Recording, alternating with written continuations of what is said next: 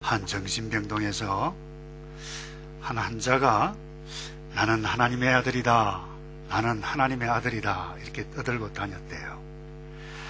그래서 그런데 이 떠들고 다니는 이 사람을 본 옆에 있는 사람이 여전히 환자죠. 나는 너 같은 아들을 둔 적이 없느니라 그렇게 말했다는 유머가 있죠. 여러분, 자신을 신으로 생각하며 사는 인간의 삶을 풍자한 유머라고 볼 수가 있겠죠. 여러분, 오늘날 대부분 사람들은 이 우주 그리고 저기 세상의 중심에는 나 자신이 있다고 생각하며 살죠. 내가 있어야 세상이 존재하고, 내가 있어야 가족도 있고 배우자도 있고 부모도 있고, 내가 먼저 있어야 교회도 있고 직장도 있고 국가도 있고, 내가 있어야 하나님이 존재하고 내가 있어야 하나님의 의미가 있다 이렇게 생각합니다. 근데 만약에 내가 없다면 이 세상에 그 어떤 것도 아무런 의미가 없다고 생각하며 살아가요. 내가 잘못되면, 내가 불행하면 모든 것이 불행하고 세상이 아니에요. 나 중심의 사고를 하는 저와 여러분, 어쩔 수 없이 우리는 이렇게 생각하며 살아갑니다. 근데 우리가 오늘 당분간 이 진리전쟁 시리즈를 창세기를 통해서 공부하게 되어질 텐데, 어떻게 보면 이 주제가 좀 무거워요. 때로는 딱딱할 수 있어요. 굉장히 이 진리를 우리가 놓쳐버리면 이 땅에서 뿐만 아니라 영원까지 인생을 고통 가운데 살아갈 수가 있어요. 그래서 오늘 꼭 먼저 붙잡아야 할 진리가 뭐냐? 창세기 1장 1절에서 말씀합니다. 태초에 하나님이 천지를 창조하시니라. 무슨 말입니까? 하나님께서 내가 태어나기 이전에 계셨고, 이전에 계셨던 그 하나님께서 태초에 천지를 창조하셨다는 것입니다. 하나님께서 시작하셨어요. 하나님께서 끝을 맺으실 것이다. 여러분, 내 인생의 시작은 내가 아닙니다.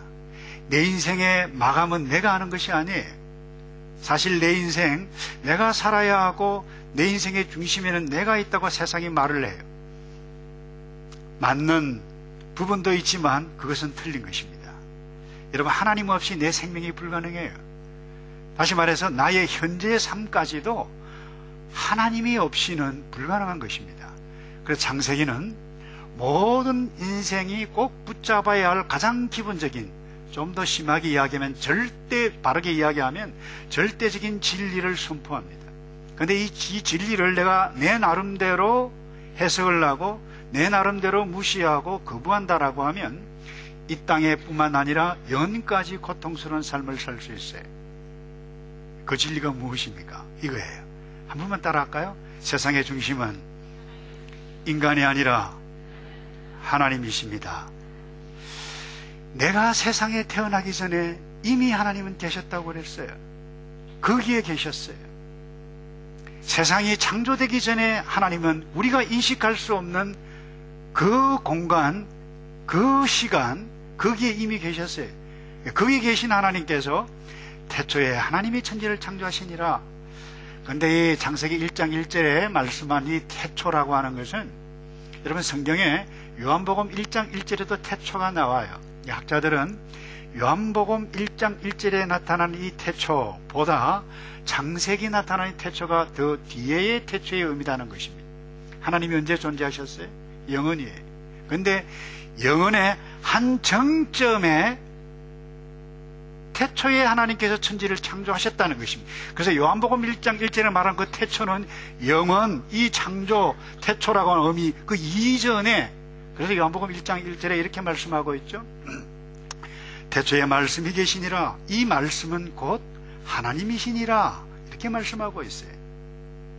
우리가 인식하지 못하는 거기, 인식하지 못하는 그 시간, 인식할 수 없는 그 공간을 뛰어넘어 이미 하나님께서 계셔서 하나님께서 하신 일이 있는데 천지를 창조하셨다는 것입니다.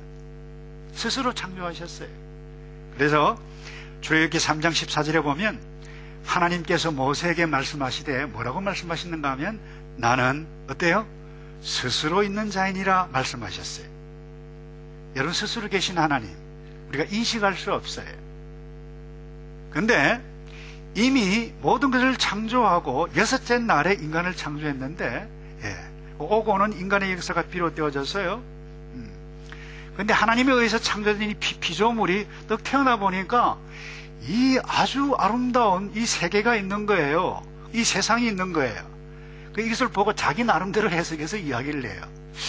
야, 이렇게 아름다운 것 어떻게 해서 생겼을까? 이것을 조금 유식한 말로 세계관이라고 그래요.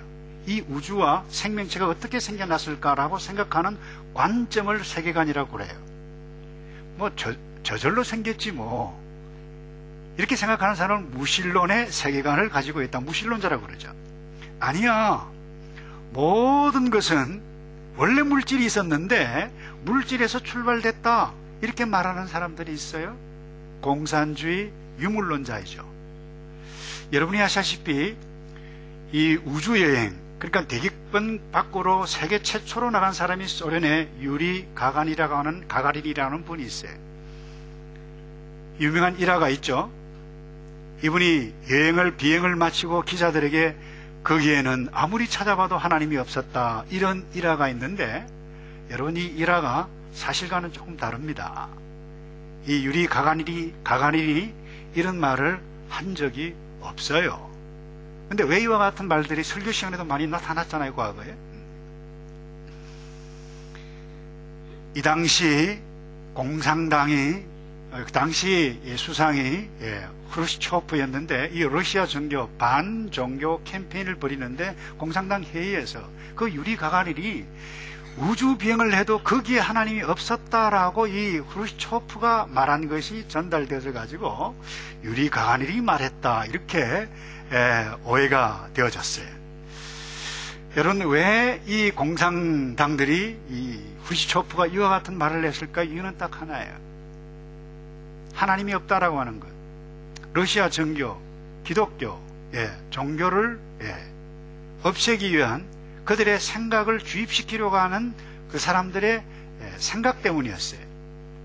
다시 말해서 무신론자가 있어요. 유물론자가 있어요. 그런가 하면 늦게 태어난 사람들이 이렇게 보니까 눈에 보이는 것밖에 없어요. 그래서 우리는 이 눈에 보이는 모든 자연세계와 함께 조화를 이루면서 살아가야지, 자연 그 초월 이상은 없다, 눈에 보이는 모든 것이 다다, 이것을 자연주의라고 그래요. 그래서 이 자연주의 세계관을 가지고 있는 사람이 있어요. 이게 얼마나 어리석어요. 다시 말해서 눈에 보이는 것 외에는 존재하지 않는다라고 하는 말이죠. 여러분, 마음이 여러분 눈에 보이나요? 양심이 눈에 보이나요? 양심을 한번 내보라면 양심을 내볼 사람 있나요? 아무도 없어요. 그 눈에 보이지 않지만 존재하는 거죠. 아내의 사랑이 존재해요. 엄마의 사랑이 존재해요. 그 엄마의 사랑이 빨간색인가요? 노란색인가요? 아니면 파란색인가요? 엄마의 사랑은 존재하는 것입니다. 부부의 사랑은 존재하는 것입니다. 근데 얼마나 어리석어요. 그래서 이렇게 뒤늦게 태어난 인간들이 사고할 수 있는 시스템을 가지고 있다 보니까 한마디씩 해요. 이게 사상이 되고 서양 철학이 되고 이것이 세계관이 되어지는 거지. 근데 오늘날 가장 이 하나님의 뜻과 진리를 교묘하게 혼란시키고 있는 서양 철학 사상이 있는데, 그것이 뭔가 하면 바로 인본주의라고 하는 사상입니다. 휴머니즘이죠. 인본주의는 한마디로 이야기하면 이것입니다. 모든 우주의 중심은 인간이 있다는 것이요. 그래서 프라가토라스라 발음이 잘 안 되네요. 프로타고라스는 인간이 만물의 척도라라고 하는 말을 했죠. 이 한마디에 모든 것이 다 담겨져 있어요. 인본주의. 그래서 이 세상에 존재하는 모든 것은 인간을 위해서 존재하는 것이지 인간 위의 것은 존재하지 않는다. 엄밀히 이야기해서 무신론자와 함께 연합해서 말하고 있는 것이라고 볼 수 있죠. 그런데 오늘날 이 인본주의가 무섭게 각계각층에게 영향을 미치고 있습니다. 1933년에 인본주의 선언이라고 하는 신조를 발표했는데, 여기에 사인을 한 미국의 진보주의 교육 철학자가 있어요. 여러분이 아실 거예요. 존 듀이라고 하는 분인데, 프라그마티즘, 실용주의 교육 철학, 실용주의 철학을 우리 사람들에게 엄청난 영향력을 끼쳤죠. 왜? 사람에게, 우리에게 유익이 없다라고 하면 그것은 진리라고 말할 수 없다. 그래서 우리에게 편리를 주고 우리에게 뭔가를 유익을 줘야 된다. 그래서 실용주의가 오늘날 우리에게 얼마나 많이 적용이 되어지고 있어요. 근데 이분이 굉장히 진보적인 이 교육 철학자이기 때문에 교육을 하더라도 학습자, 다시 말해서 학생 중심의 경험이 중요하지, 다시 말해서 선생님 뜻보다, 부모의 뜻보다, 커리큘럼보다 이 학생이 무엇을 경험하느냐에 따라서 효과적인 교육을 이루어갈 수 있다. 그래서 여러분, 미국 교육계뿐만 아니라 한국, 오늘날 전 세계에 이 존듀의 교육 철학이 얼마나 큰 영향을 미치고 있는지 모릅니다. 다시 정리합니다. 인본주의는 사람을 존중히 여겨요. 하나님도 사람을 존중히 여깁니다. 그래서 이것이 점점점 파생돼서 디벨롭 되어져서 인간에게서 굉장히 중요한 인격이 있는데, 여러분, 인권이 최고의 가치로 두는 것이 인본주의예요. 그래서 좀 구체적으로 뉴질랜드 예를 들면 성소수자라고 그러죠. 동성연애자가 있어요. 인간이에요. 하나님의 형상을 지니고 있어요. 그들에게 인격이 있어요. 마땅히 그들의 인격을 우리는 존중해 주어야만 합니다. 저 역시 동의를 합니다. 그런데 문제는 이들이 성소수자이기 때문에 이들이 이 땅에서 행복하게 살아야 할 권리가 있다. 그들의 인권이 중요하다. 그들을 보호하고 그들을 돕고자 법을 만들어서 동성애 결혼을 합법화시킨 것이 뉴질랜드 정부예요. 여러분, 이런 모든 행동의 결정의 기초가 어디에서 왔느냐? 인본주의라고 하는 것입니다. 그래서 이 모든 세상 중심에는 인간이지 하나님의 뜻, 하나님의 진리, 창세기 성경을 통해서 하나님이 이 세상의 중심이다, 그걸 인정하지 않는다라고 하는 것이죠. 그래서 이 국회에는 성경을 인용해 가면서 하나님을 모독해 지 않았어요? 국회의사당에서. 그래서 오늘날 여러분, 세상, 정치, 경제, 문화, 이 모든 이 상황 가운데 왜 혼란이 일어나요? 세상의 우주의 중심에는 내가 있다는 것입니다. 하나님이 아니라, 다시 말해서 세상 중심의 하나님의 뜻에 순응하지 아니하고 인간 나 중심으로 생각하고 말하고 행동하기 때문에 그런 세상이 복잡한 일들, 이상한 일들, 도무지 상식적으로 납득할 수 없는 이와 같은 일들이 일어나고 있다는 것입니다. 근데 여러분, 기억하시기 바랍니다. 인간, 저와 여러분의 허락이 없어도 이 우주의 만물은 잘 돌아가고 있어요. 인간이 세상의 중심이 아닙니다. 여러분, 저와 여러분이 인간의 허락이 없이 아침이면 어김없이 해가 뜹니다. 새가 노래를 불러요. 햇빛이 쨍쨍해요. 식물이 자라요. 저와 여러분이 허락받고 자라는 것 아닙니다. 여러분, 나의 허락 없이 우주와 모든 생명체가 움직여지는 것이 아닙니다. 단 한 분. 그러나 여러분, 하나님께서 만드신 가정, 교회, 국가, 여러분, 하나님께서 허락하신 그 기간 동안 항상 존재할 것입니다. 다시 말해서 하나님의 뜻과 하나님의 진리대로 세상이 이루어지는 것이지, 한번 따라서 할까요? 결코 내 뜻대로 되지 않습니다. 적어도 50이 넘으신 어른들은 이것을 피부로 경험하실 것입니다. 여러분, 인생 내 뜻대로 되나요? 자녀가 내 뜻대로 되나요? 건강이 내 뜻대로 되나요? 사업이 내 뜻대로 되나요? 될 수도 있어요. 그래서 사람들은 이렇게 생각해요. 내 인생, 내 것이니 내 뜻대로 하려고 하다가 내 뜻이 아니면 불행을 느껴요. 고통을 내요. 이것이 인생인데, 그러나 여러분 꼭 기억해야 할 것은 내 뜻대로 안 되는 것이 인생입니다. 이것을 알아야 돼요. 아담의 예를 들까요? 아담 자기 뜻대로 하려고 하다가 하나님과 똑같이 되려고 하는 그 유혹을 받았다가 에덴 동산에서 쫓겨났어요. 아브라함 예를 들어볼까요? 아브라함은 조카 롯과 함께 계속해서 살기를 원했어요. 그런데 조카 롯은 떠나고 말았어요. 아브라함은 자기의 뜻으로 엘리에셀이, 아니 이스마엘이 자기의 후사인 줄 알고 생각을 냈어요. 시도를 냈어요. 그러나 여러분, 아브라함 뜻대로 되지 않았어요. 하나님의 뜻대로 이삭이 자기의 후사가 되어졌어요. 결국 자기 뜻대로 행했던 인간적인 노력에 의해서 고통을 당하는 것은 누구였죠? 자기 자신이었죠. 아브라함 가정이었어요. 그래서 여러분이 내 인생 내 뜻대로 사는 것 같지만 결코 내 뜻대로 되지 않습니다. 이것을 깨달아야 돼요. 왜? 이유가 무엇입니까? 이 세상의 중심, 아니 나의 삶의 인생의 중심이 나 자신이 아니고 하나님이기 때문에 그래요. 여러분, 저와 여러분의 뜻은 뭔가요? 무병장수죠. 그죠? 무병장수. 그러나 하나님의 뜻은 뭐예요? 생로병사입니다. 나고 늙어가고 병들어서 죽는 거예요. 여러분이 죽는 것이 하나님의 큰 은혜요 축복입니다. 타락한 인생이, 여러분 죄 짓는 인생이 영원토록 살아보세요. 이 얼마나 지옥스러워요. 그런데 여러분, 이 진리를 부정하면 이 땅에 사는 동안에도 저와 여러분이 고통스러워요. 힘들게 살아갈 수밖에 없다는 거예요. 그런데 여러분, 이렇게 이 하나님의, 우주의 중심에 하나님이 있다라고 하는 것을 부정하는 사람들, 이 교만한 사람들이죠. 하나님께서 가장 싫어하는 존재가 누구냐? 이 교만한 사람이. 그래서 시편 4절에 이런 말씀이 있어요. 악인은 그 교만한 얼굴로 말하기를 여호와께서 이를 감찰치 아니하신다. 무슨 이야기입니까? 여호와 하나님께서 이 온 우주 만물을 통치하지 아니한다 이 말이에요. 그 모든 사상에 하나님이 없다 말한다. 누가요? 인간이. 교만하다라고 하는 부분이죠. 그 얼마만큼 이 교만한 인생을 싫어하시는가 하면 시편 40편 4절에 이런 말씀이 있어요. 여호와를 의지하고 교만한 자와 거짓에 치우치는 자를 돌아보지 아니하는 자는 복이 있도다. 이게 무슨 말씀이에요?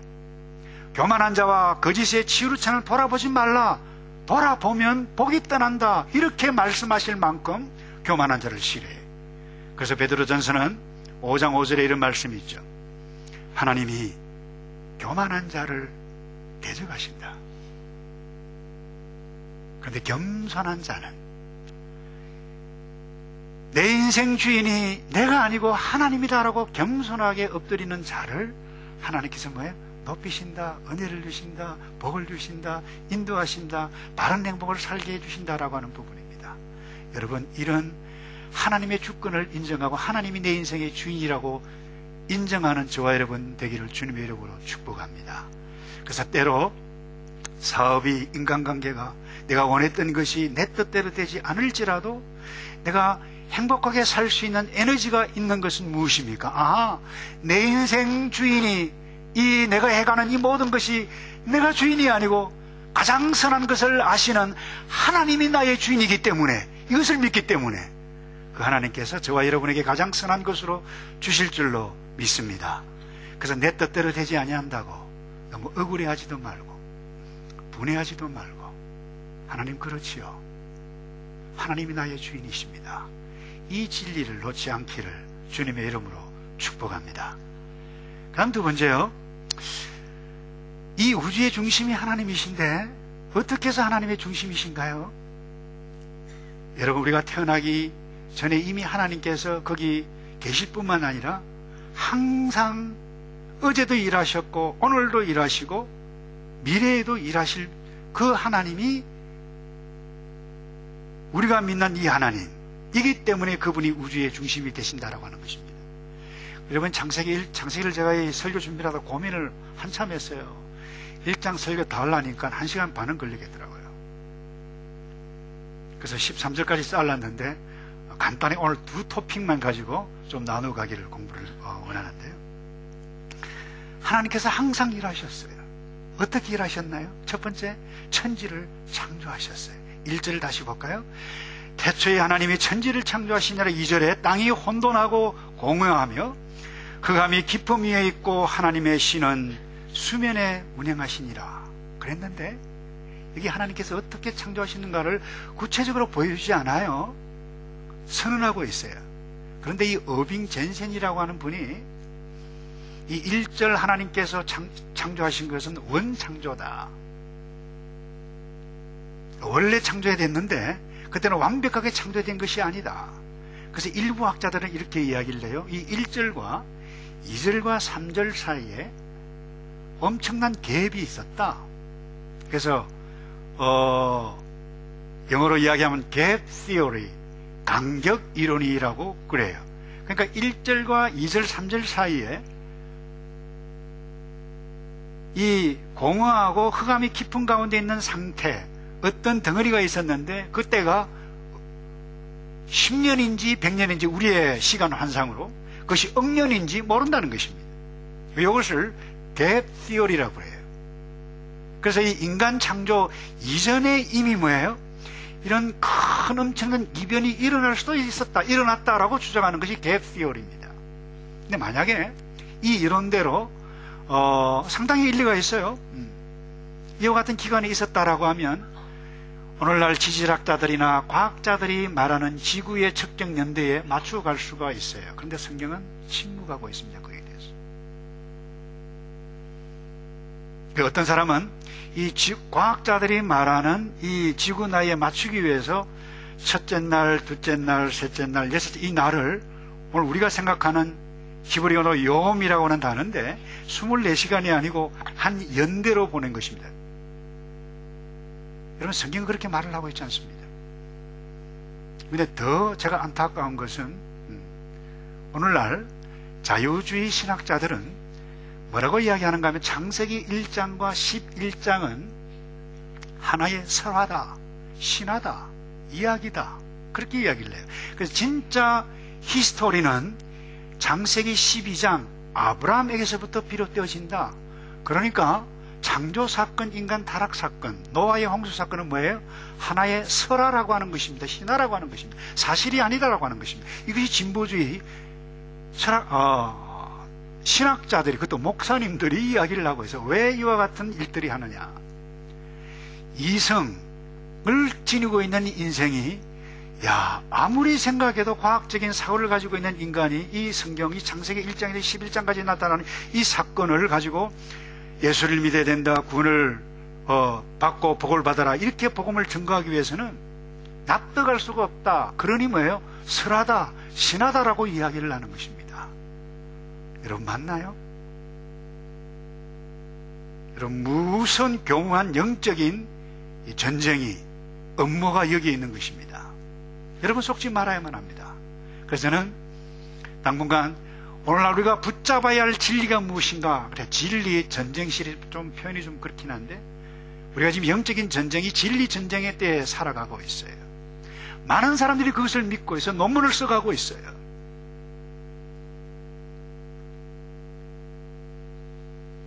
여러분, 창조의 사실을 믿지 않는다라고 하는 것은 곧 하나님이 우주의 중심이고 하나님이 나의 주인이고 하나님의 물질이 주인이고 하나님께서 모든 것을 어제, 오늘, 내일 통치해 가신다라고 하는 이 주권을 거부하는 것입니다. 그래서 여러분, 많은 사람들은 이 창조 대신에 무엇을 믿죠?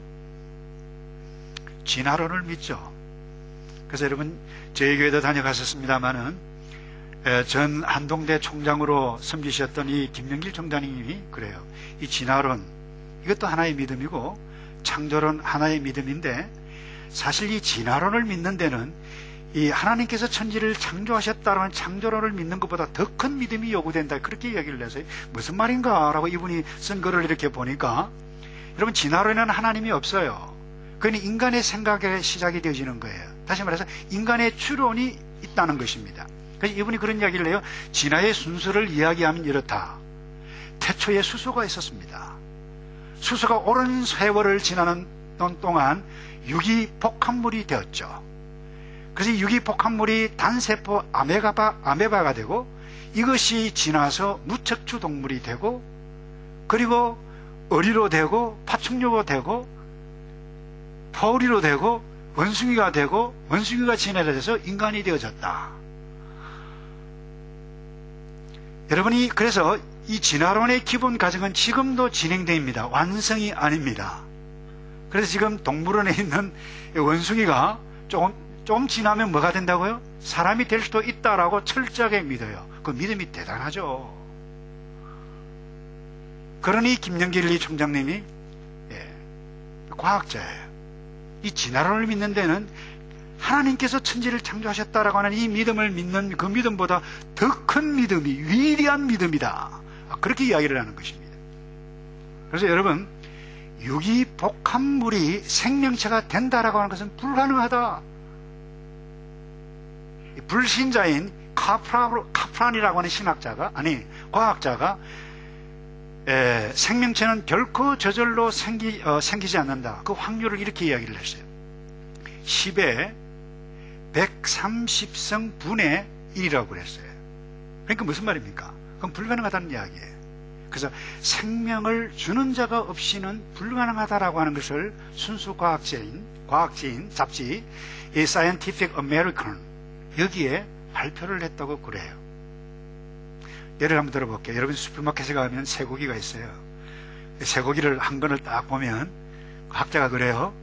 이 쇠고기에는 생명체를 구성할 수 있는 모든 필요한 요소가 거기에 다 있다고 그래요. 여러분, 이 쇠고기가 생명체인가요? 살았나요? 죽었나요? 쇠고기를 가만히 오래 두면 세포가 자라고 줄기세포가 되고 체세포가 되고 아메바가 되고 생물이 될까요? 그건 난센스라고 하는 것입니다. 여러분, 사람들이 만든 과학에 끼워 맞추기 위해서 성경을 자기 마음대로 해석을 해요. 근데 성경은 침묵하고 있습니다. 근데 단 하나, 태초에 하나님이 천지를 창조하시니라. 첫째 날에 빛을 만드셨다. 6일 동안 창조하셨다. 이 세상의 모든 환경을 인간과 모든 동식물이 생명체가 온전히 존재할 수 있도록 만드셨고 6일 되는 날에 우리 인간을 주셨다. 이것을 그냥 선언하세요.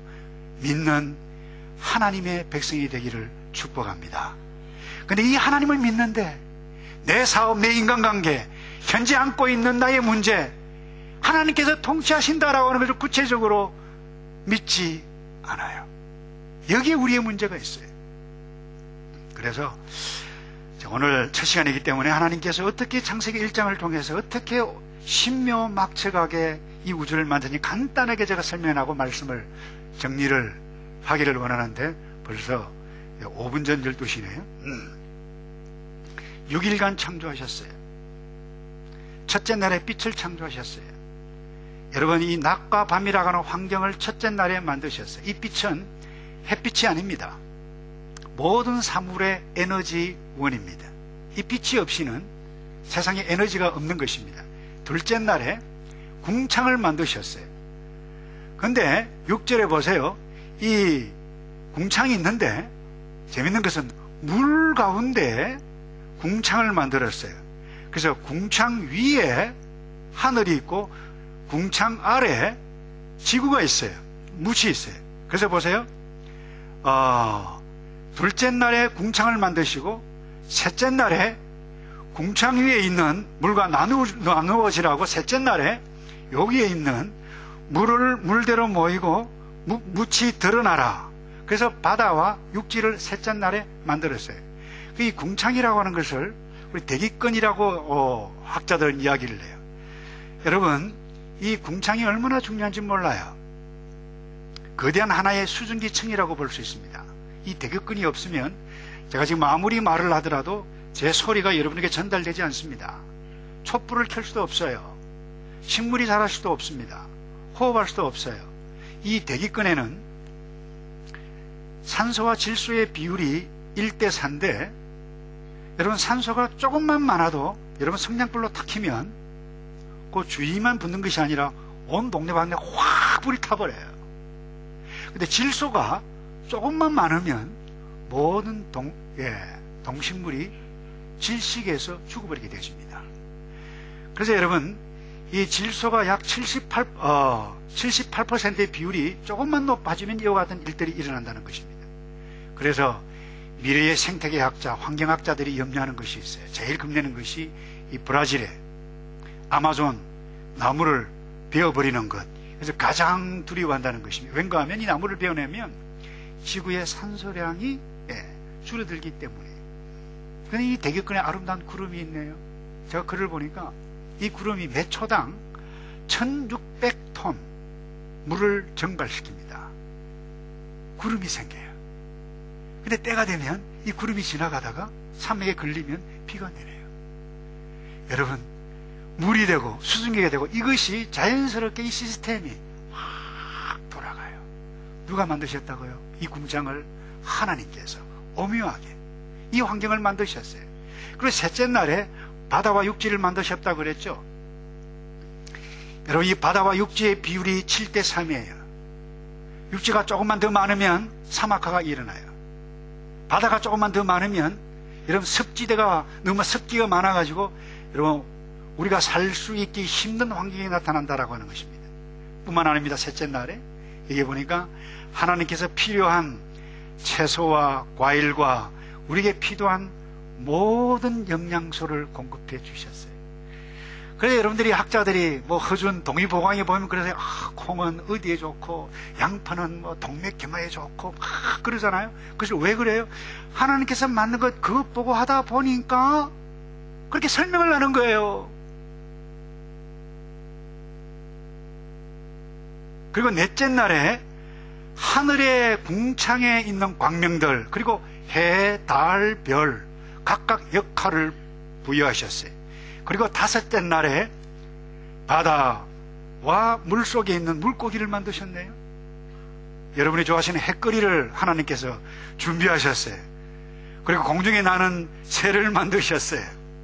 그리고는 여섯째 날에는 육축, 기는 모든 것 만들고 여섯째 날에 만물의 으뜸인 인간을 다 만드셨어요. 자, 보세요. 어떤 분이 그렇게 이야기를 했어요. 우주를 아름다운 의왕에 수초도 넣고 산소도 넣고 질소도 넣고 필요한 그림도 그리고 딱 넣어가지고 건붕어 2마리를 잘 살아라 하고 딱 넣었는데 이 아름다운 이 붕어 안에 의왕 안에서 서로 물고 싸워서 피가 나고 그리고 피가 점점점 나서 스스로 다 죽게 되어지는 이와 같은 재밌는 이야기를 했는데 오늘 저와 여러분이 살고 있는 지구 환경이 점점점 이렇게 변해가고 있다는 것입니다. 문제는 왜 이와 같은 일들이 일어났느냐? 하나님께서 모든 것을 공급해 주시는데 이것을 인정하지 않는다라고 하는 부분입니다. 여러분, 하나님께서 저와 여러분뿐만 아니라 이 우주에 존재하는 모든 동식물에게 필요한 모든 영양소 모든 것을 공급해 주시는 분인 줄로 믿습니까? 이것을 믿지 않는 사람이 많아요. 그래서 내가 만들어야 된다고 생각을 해요. 그래서 하나님께서 너무 답답하셔서 친히 사람의 몸을 입고 이 땅에 오셨어요. 그리고 하나님의 나라가 무엇인지를 말씀하셨어요. 하나님의 나라가 무엇인지를 아는 그 제자들에게 다시 복습시켜 주신 것이 무엇입니까? 마태복음 6장이에요. 그러므로 염려하여 이르기를 무엇을 먹을까 무엇을 마실까 무엇을 입을까 하지 말라. 이는 다 이방인들이 구하는 것이라. 너희 천부께서 이 모든 것이 너희에게 있어야 할 줄을 아시느니라. 33절 다 같이 할까요? 시작. 너희는 먼저 그의 나라와 그의 의를 구하라. 그리하면 이 모든 것을 너희에게 더하시리라. 아멘. 여러분, 하나님께서 어떻게 우주의 중심이고 나의 삶의 중심이고 우리 교회의 중심이고 이 지구상의 세상의 중심입니까? 하나님께서 어제 창조하셨을 뿐만 아니라 지금도 계속해서 재창조의 역사를 계속해서 역사에 가시고 있는 분이기 때문에 그래서 이 2절만 제가 설명을 하고 마무리를 하겠는데 자, 2절을 다시 보실까요? 이런 말씀이 있죠. 땅이 혼돈하고 공허하며 흑암이 깊음 위에 있고 하나님의 신, 여기 신은 히브리 언어로 바람, 스피릿, 동일한 언어예요. 여기는 하나님의 성령이에요. 그래서 하나님의 성령이 이미 창조 때부터 함께 삼위일체 하나님께서 창조사에게 함께 하셨다라고 하는 것을 보게 되어지는데 하나님의 신 성령이 수면 위에 그 다음 뭐라고 그랬나요? 운행하시느니라고 그랬어요. 여기 운행한다라고 하는 단어가 기본적인 의미는 걷는다, 일한다라고 하는 의미인데요. 여러분, 이 의미가 어떤 의미인가 하면 히브리의 원래 의미는 새가 날개를 이렇게 퍼덕인다는 것입니다. 그래서 흑암이 땅이 공허하고 흑암이 깊은 가운데 있는 어떤 한 덩어리가 있는데 성령 하나님께서요 마치 새가 날개를 퍼덕이듯이 그것을 계속해서 퍼덕일 때에 이것이 뭐예요? 첫째 날 빛이 나타나고, 둘째 날 궁창이 나타나고, 이와 같은 일들이 형태가 아름답게 나타나기 시작했는데, 중요한 것은 이 부분입니다. 성령 하나님께서 새롭게 바람을 불어 넣으실 때에 이 아름다운 우주가 생겼다라고 하는 것인데, 이 운행한다라고 하는 단어의 시제가 무엇인가 하면 완료 시제가 계속되어진다라고 하는 의미를 품고 있는 단어라고 하는 부분입니다. 하나님은 지금도 창조의 역사를 이루어 가시는 분이기 때문에 우주의 주인이시라고 하는 것을 우리는 믿을 수밖에 없는 것입니다. 여러분, 저와 여러분의 인간의 몸의 세포가 의사, 학자의 글에 하니까 60조 개가 더 넘는다고 그래요.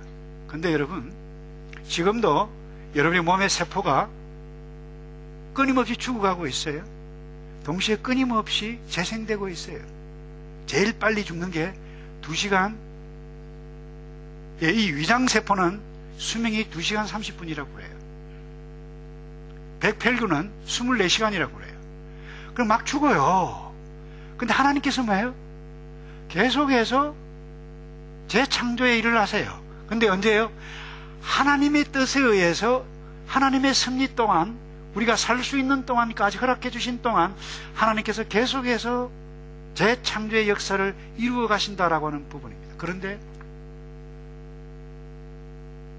언제 우리에게 심판이 임하느냐?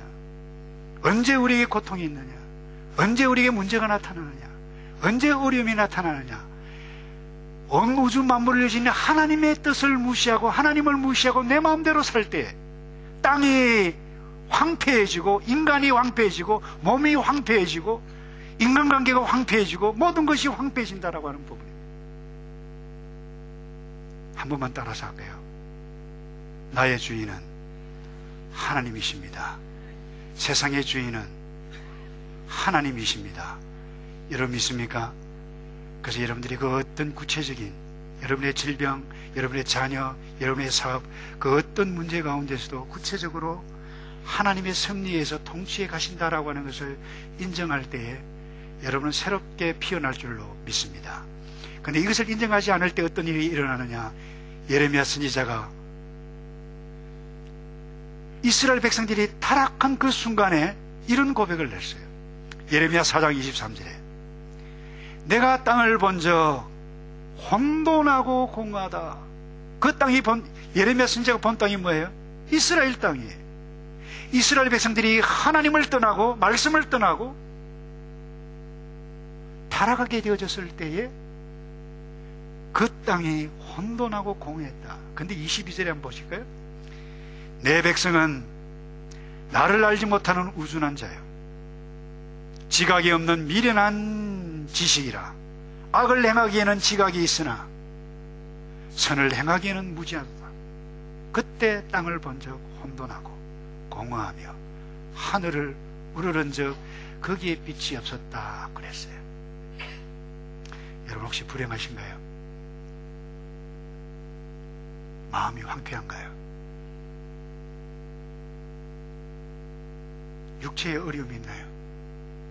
이것이 우리가 살아가는 현실의 모습이에요. 이 현장 가운데서 오늘 하나님께서 우리에게 말씀하세요. 그래, 어제 그렇게 해도 좋다. 그러나 지금이라도 내가 나를 인정하고 너의 가정에, 부부 사이에, 사업관계에, 인간관계에 내 뜻이 아니고 하나님의 뜻이라고 순종하고 살아간다면, 여러분 땅이 공허 흑암 가운데 있었던 여러분 그 덩어리 가운데 성령 하나님께서 날개로 퍼득일 때 아름다운 우주만상이 창조되었던 것처럼 여러분의 인생, 여러분의 가정, 여러분의 사업, 여러분의 인간관계, 여러분의 신앙이 새롭게 피어날 줄로 믿습니다. 그래서 이런 하나님을 모시고 그리스도의 정결한 신부로 멋지게 준비해 가시는 남은 생애 되기를 주님의 이름으로 축복합니다. 다 같이 기도하겠습니다. 주의 영을 보내어 우리를 다시 창조케 해주셔서 새롭게 되어지는 일들을 나에게, 가족들에게, 교회에, 목장에, 사업에, 이 뉴질랜드에 볼 수 있도록 주님, 하나님의 나라가 임하게 하시고 하나님의 영이 우리 가운데 임하기를 기도합니다.